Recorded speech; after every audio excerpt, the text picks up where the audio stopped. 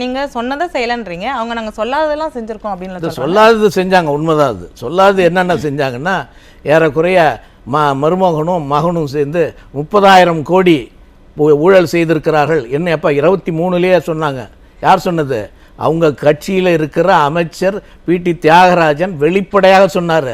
30,000 கோடியை ஊழல் செய்துவிட்டு அதை எங்கே வைப்பது என்று தெரியாமல் அலைந்து கொண்டிருக்கிறார்கள். அதுதான் சொல்லாமல் செஞ்சது. அதே போல் சொல்லாமல் செய்தது இன்றைக்கி இவர் நேரு 850 கோடி ரூபா இன்றைக்கி வேலை வாங்கி தரேன்னு சொல்லி 850 கோடி அடித்திருக்கிறார். அதுதான் அவங்க சொல்லாமல் செய்தது. ஸோ ஒவ்வொரு இடத்துலையும் ஊழலை செய்து விட்டு 4,000 கோடி சொல்லிட்டு செய்ய முடியாதுல்ல சார்.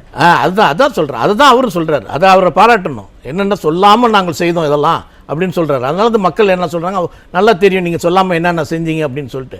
4,000 கோடி நாங்கள் தமிழகத்துக்கு மழைக்காக ஒதுக்கணும்னு சொல்லிங்களேன். இன்றைக்கு வரைக்கும் ஒரு வெள்ளை அறிக்கையை கேட்குறோம், அதனால உங்களால் கொடுக்க முடியல.